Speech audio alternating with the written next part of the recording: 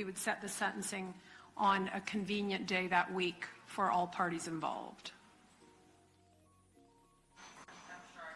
The jury found a defendant guilty of first-degree murder as charged in the indictment. When the court found Ksoo guilty, no one realized the jury might have just signed his death sentence. Just hours after he arrived at his new prison, insiders claimed things turned deadly.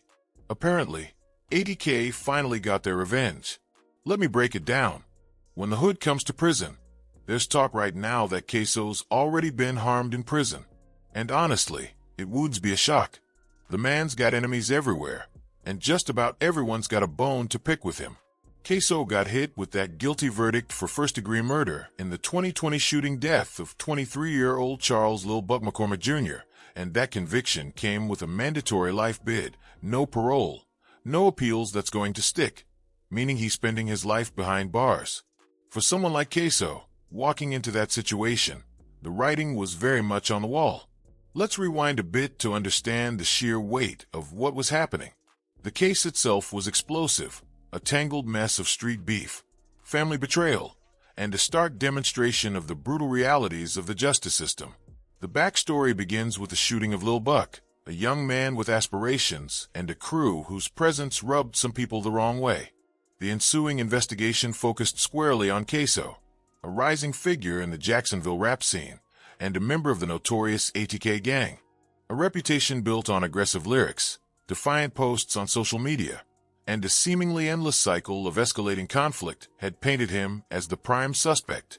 But the truly devastating element of this whole ordeal wasn't just a murder charge. It was the testimony that led to his conviction, the testimony of his own father. This isn't just a story about a crime. It's a tragedy layered with a profound violation of the unspoken code that governs life in the streets. In the hood, loyalty to family is everything. It's the bedrock upon which trust is built and the shield against external forces. For Ksoo's father to break that code, to turn informant against his own son, was to essentially sign his son's death warrant. Let's dig into the complexities of the legal proceedings. Ksoo's father, facing significant charges in both the Lil Buck murder and another case involving the death of James Rothermale, was offered a deal. The deal was simple, yet brutal in its implications. Testify against Ksoo and receive a drastically reduced sentence of 76 months, most of which he had already served. It was a deal that effectively traded his son's future for his own freedom, a stark illustration of how the system can exploit vulnerability and desperation. Now, let's consider the psychological landscape that Ksoo was entering. Prison isn't just a physical confinement, it's a mental battleground.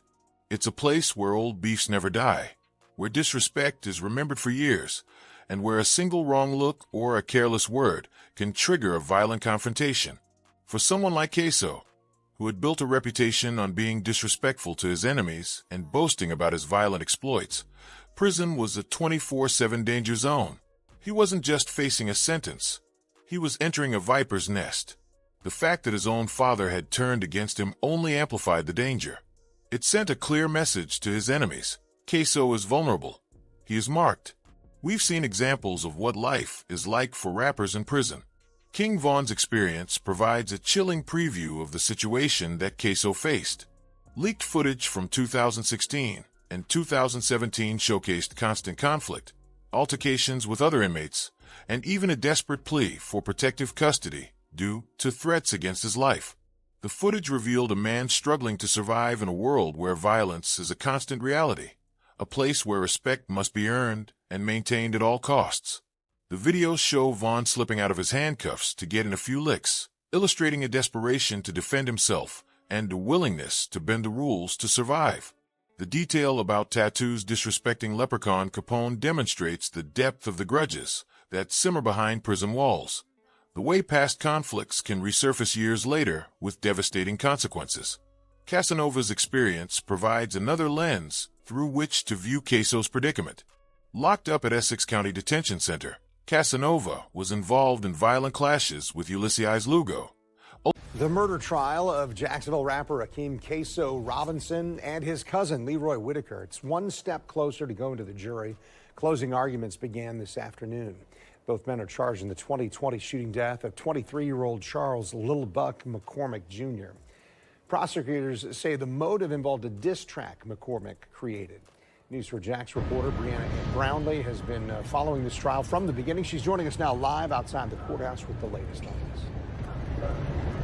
Yes, it was a day full of disruptions in the courtroom. Ultimately facing accusations of ordering Lugo's attack. This incident highlighted the pervasive culture of retaliation and the lengths to which people will go to settle scores in the confines of a prison. The fact that Casanova had spoken out against his own gang further complicated his situation, making him a target for those who felt threatened by his dissent. And let's not forget the specific dynamics of Florida's prison system. Different factions, defined by geography, race, and criminal affiliations, constantly vie for power and control. For an ATK member like Ksoo, entering this environment meant being immediately categorized and having to navigate complex and often treacherous relationships with rival groups. The psychological toll on Ksoo's father was undeniable. In testimony, he openly admitted the devastating impact of his actions on his family. "I really don't have no more relationship with my family besides completely cut you out," he confessed, a stark admission of the irreparable damage he had inflicted. He also spoke about the danger he faced, acknowledging that his cooperation had made him a marked man. "Extremely hard. Something that is easy for you to do," he stated, recognizing the peril that awaited him both inside and outside of prison. And it's important to contextualize this within the legal complexities. His desperation stems from a dire health situation. The deal he accepted wasn't just about freedom. It was about saving his life, but at a devastating personal cost. He was battling diabetes, high blood pressure, and congestive heart failure. He had to choose between his own survival and the well-being of his son. In conclusion, Ksoo's situation is far more than just a criminal case. It's a tragic portrait of a young man trapped in a cycle of violence, betrayal, and despair. He walked into a prison system that is as brutal as it is complex, with a target on his back and a reputation that preceded him. The legacy of his father's actions will forever haunt him, a constant reminder of the price of loyalty and the devastating consequences of breaking the code. He is now facing the consequence for a lifetime.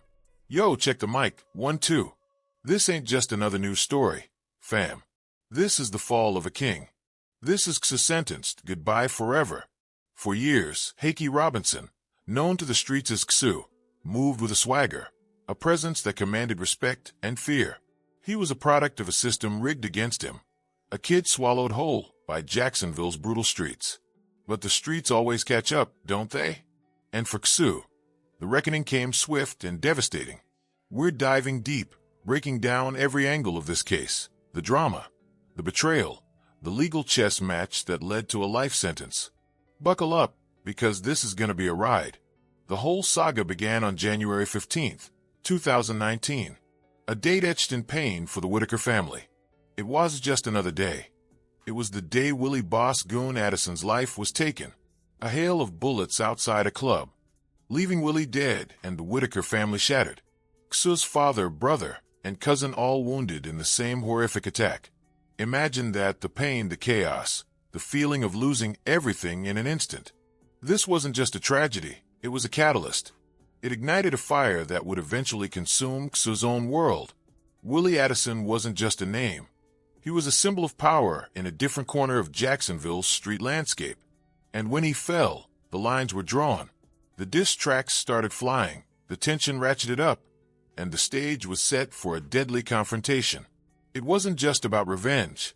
It was about maintaining dominance, about sending a message: disrespect the Whitaker family, and you pay the ultimate price. Fast forward to 2023. Ksoo, now facing the weight of the world, stood accused of orchestrating the murder of Lil Buck, retaliation for what happened to Willie. The prosecution painted a picture of a calculated plan, a young man consumed by a thirst for vengeance. But how much of that was truth? And how much was the system twisting the narrative? The legal team argued that Ksoo was a pawn, manipulated by forces larger than himself. They tried to humanize him, to show the jury the boy he once was, before the streets hardened him. But could that change the harsh reality of the evidence? This was just a murder trial. It was Today from a 2-hour delay because of witnesses and technical issues from the court causing audio issues during testimony as well as closing arguments. And in a surprising twist, someone from the Robinson family was banned from the courtroom because they were live streaming testimony. However, despite all this, closing arguments did happen, but this was after Hakeem Robinson's older sister took the stand to defend her baby brother. Hell no. This was the immediate reaction from Hakeem Robinson's older sister when she first saw the photo of the a reflection of a broken society, a system that fails to protect its own. It was a story of generational trauma, of young men caught in a cycle of violence with no way out. It was about the complex interplay of loyalty, betrayal, and the constant struggle for survival. The prosecution's strategy was meticulous, relying heavily on the testimony of Dominique Barner, also known as Buda. Barner, a former associate turned informant, laid bare the details of the planning, the surveillance, the execution of the plan. He painted a picture of a calculated hit, orchestrated by Ksoo himself. But Barner's testimony was tainted. He was a confessed liar, a desperate man trying to save his own skin by throwing others under the bus. The defense tried to discredit him, to expose his inconsistencies, but the damage was done. The jury heard his story, and it stuck. He's a paid assassin. Schlax, Scotty's lawyer, insisted, trying to shift the blame. He's lying to save his own skin. It was a desperate plea, an attempt to sow doubt in the minds of the jurors. But could they truly believe that Barner was a pawn in a larger game? Then there's Leroy Whitaker, Ksoo's father, a man grappling with unimaginable loss. A father watching his own son face the consequences of a cycle of violence he desperately tried to break. He wasn't just a defendant's father. He was a symbol of a broken family, a silent testament to the devastating impact of street warfare. The physical evidence was a double-edged sword. Ksoo's fingerprint on a rifle, his hair on a t-shirt near the scene. It was damning, no doubt. But the absence of the murder weapon, the inability to place him at the scene through phone records, it offered a glimmer of hope for the defense. They found his fingerprint on a rifle. One of the prosecution's experts explained to the jury. That places him directly involved in the planning and execution of the hit. It was a stark reminder of the uphill battle Ksoo faced. But the defense argued. They didn't recover the murder weapon. His phone records don't place him at the scene. It's circumstantial evidence, easily manipulated. It was a desperate attempt to create reasonable doubt. The prosecution wasn't just relying on physical evidence or eyewitness accounts.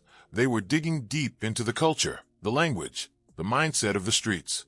They presented social media posts, lyrics from diss tracks, anything they could use to paint a picture of Ksoo's state of mind. These aren't just random lyrics, one of the prosecution's experts explained to the jury. They are a confession, a window into the defendant's intentions. It was a controversial tactic, pushing the boundaries of what's admissible in court. But the defense countered. You're trying to criminalize artistic expression.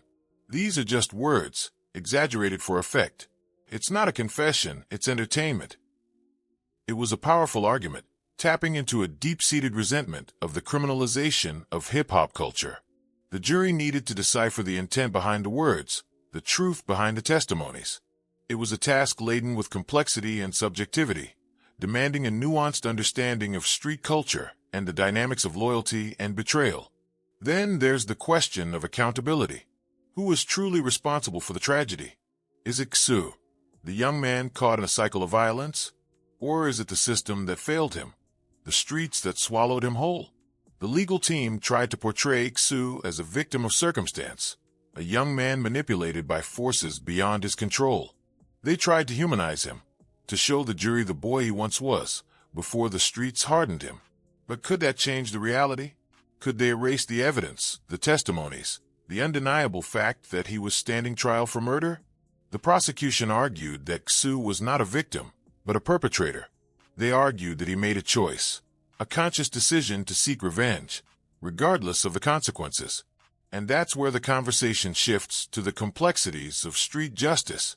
Is it ever truly justifiable? Can violence ever be the answer? Or does it only perpetuate the cycle, leading to more tragedy, more pain? The jury faced that weighty question as they deliberated, grappling with the intricacies of the case, the personalities involved, and the implications of their decision. They held the power to shape Ksoo's fate, to define his legacy. The alleged gunman in the 2020 killing of Charles McCormick, and it was questioned if it was her younger brother. In court Wednesday, even now, years later, with her brother on trial accused of that murder, she testified there's no way that's him. He's approximately 5'8" to 5'10", black male. Tim Graham is now a retired JSO officer, but 5 years ago, on the day of the shooting, he was one of the officers chasing the shooter and gave the description of 5'8" and a bit athletic. Did you see this person jump a couple of fences? Absolutely. He was able to evade Officer Prater? And me. Robinson's sister didn't hold back when describing her brother, painting a different verdict guilty. A collective gasp filled the courtroom as the word resonated, sealing Ksoo's fate. A life sentence, goodbye forever. A young man's dreams, aspirations, and potential extinguished in a single moment. But the case isn't just about Ksoo. It's a stark reminder of the systemic issues plaguing our communities. It's a call for change, for a more equitable system that provides opportunities for young people, breaks the cycle of violence, and provides hope for a better future. The sentencing wasn't just a finality, it was a commencement of appeals, legal battles, and continued scrutiny of the case. The fight for justice doesn't end with a verdict. It evolves, adapts, and persists. The statement from State Attorney Melissa Nelson was chilling. This isn't just about two young men. It's a message to the streets. Violence won't be tolerated. It was a declaration of war, a promise to hold those who perpetrate violence accountable. But the question remains, will it be enough? Can law enforcement and the justice system truly stem the tide of violence? Or will the streets always claim their victims, perpetuating the cycle of tragedy and despair? And in the aftermath of the verdict, the whispers began, the rumors of retaliation, of rival gangs plotting their revenge.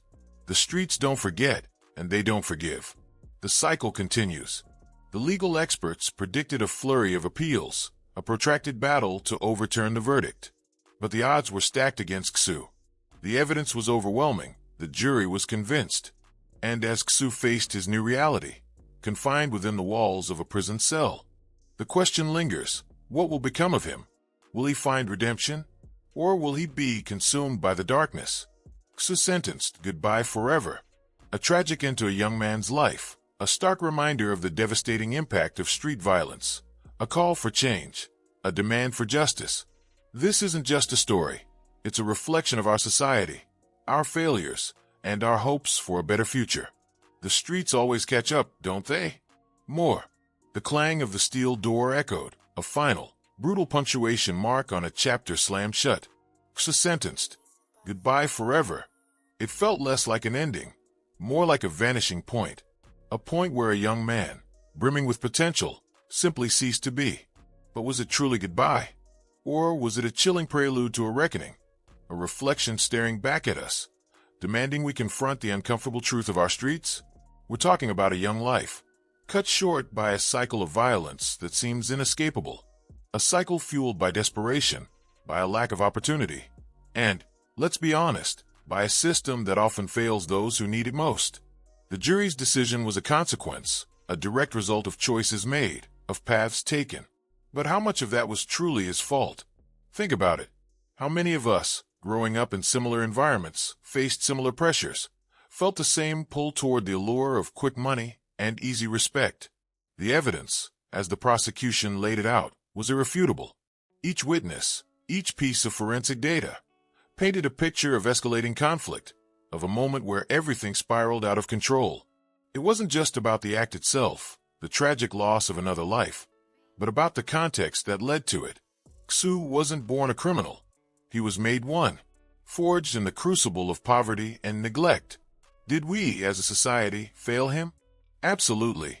Did we offer him alternatives? Not enough. The prison cell, a concrete box, a symbol of confinement, a stark contrast to the boundless dreams that once flickered within him. The darkness closes in, a suffocating presence that threatens to consume everything he once was. Redemption, a word that hangs in the air, a distant hope, a fragile dream. Can it be achieved? Can a man, stripped of his freedom, find a way to reclaim his humanity? Or will the walls close in, solidifying his descent into despair? Think about his family, his mother, his siblings, his friends. The ripple effect of this tragedy will be felt for generations. The pain, the grief, the unanswered questions. They're left to grapple with the devastating consequences, to pick up the shattered pieces of their lives, to somehow find a way. He's around 6'3". Again, keep in mind, shooter doesn't stop, say measure me. He's running and gunning. The state argued that size descriptions may have varied because the shooter was in motion and it was a chaotic scene. During closing arguments, the state addressed the height and weight concerns, saying some witnesses didn't give the exact measurements because it was a quick, intense situation, adding that Robinson may have gained weight since the way to move forward in a world forever altered by this loss. It's gut-wrenching, isn't it? The streets always catch up. That's the harsh reality. That's the brutal truth we can't ignore. They whisper promises of power and belonging, but they deliver only pain and destruction. They offer a false sense of security, a fleeting moment of validation, but ultimately, they claim their victims. Ksoo became one of them. A cautionary tale, a stark reminder of the price of violence. But it's not just about Ksoo. It's about all the Ksoos out there. The young men and women caught in the crosshairs of this relentless cycle. The ones struggling to find a way out, desperate for a lifeline, yearning for a chance to break free. We can't just sit back and mourn their losses. We have a responsibility to act, a responsibility to create opportunities, to provide support, to invest in our communities, to build a future where young people feel valued, respected, and empowered. The legal system, for all its supposed fairness, often feels like a revolving door for those caught in this system. They go in, they serve their time, and then they're released back into the same environment that led them down the wrong path in the first place. It's a recipe for recidivism, a perpetuation of the cycle. We need to rethink our approach. We need to focus on rehabilitation, on education, on providing the tools and resources necessary for these individuals to successfully reintegrate into society. What about the role of the community? Too often, we see a culture of silence, a reluctance to speak out, a fear of getting involved. We need to break down those barriers. We need to create a sense of collective responsibility. We need to empower local leaders, to provide support for community-based organizations, to foster a culture of trust and cooperation. And let's not forget the impact of social media. The glorification of violence, the spread of misinformation, the constant barrage of negativity. It all contributes to a toxic environment that can easily lure vulnerable young people down the wrong path. We need to teach digital literacy, to promote responsible online behavior, to create platforms for positive interaction and constructive dialogue. Redemption. It's a long shot, a desperate plea, but it's not impossible. Even within the confines of a prison cell, there's a glimmer of hope, a chance for self-reflection, for personal growth, for a change of heart. It requires immense strength, unwavering determination, and a willingness to confront the demons of the past. It requires a support system, a network of individuals who believe in him, who are willing to stand by him, who are committed to helping him rebuild his life. But ultimately, redemption is a choice, a decision to turn away from the darkness and embrace the light, a commitment to making amends, to righting the wrongs, to becoming a better person. It's a journey, not a destination. A process of continuous growth and transformation. The streets always catch up. But maybe, just maybe, we can change the narrative. We can rewrite the ending. We can create a future where young people like Ksoo have the opportunity to thrive, to reach their full potential, to live a life free from violence and despair. It won't be easy. It will require a collective effort, but it's a fight worth fighting. We have to remember Ksoo, not just as a statistic, not just as a criminal, but as a human being, a young man with dreams, with hopes, with potential, a victim of circumstance, a product of his environment, a symbol of our collective failure. Let his story serve as a catalyst for change, a call to action, a demand for justice. The prison walls may hold his body, but they can't contain his memory. They can't erase the pain, the loss, the unanswered questions. Let's honor his memory by working to create a better future for all the Ksoos out there. A future where the streets don't catch up. A future where hope prevails. A future where redemption is possible.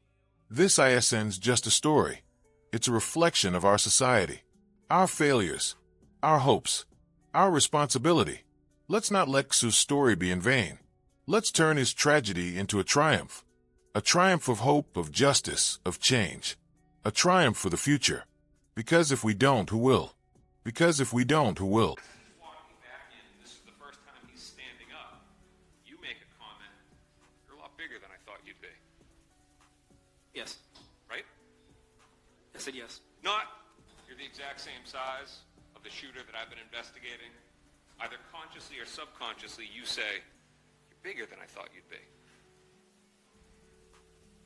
Right? I've already answered this, but yes. Please answer it again. They're not objecting. You don't get to make that choice. Yes. All right. Now, it wasn't just about his weight, was it? It was about his weight. Then why didn't you say it before he stood up? I vaguely remember being in that room briefly. I don't think we made too many comments to each other. If I'm sitting down, you can tell from my face, from my body, you can tell if I'm wide-shouldered, right? You can't tell my height when I stand up. At that point, I don't remember looking at his body. I was looking at his face, and then I think he has to go to the bathroom. And then as he comes back from the bathroom, that's when I make the comment. You also have the civilians that saw the shooting, right? Yes. Mr. Robinson's in an interview room. You come into the interview room, he's sitting down, right? Yes. You talk to him for a minute. He hasn't stood up yet, right? I don't know if it was a minute. I think he almost immediately asked to go to the bathroom. Then he walks out and he goes to the bathroom.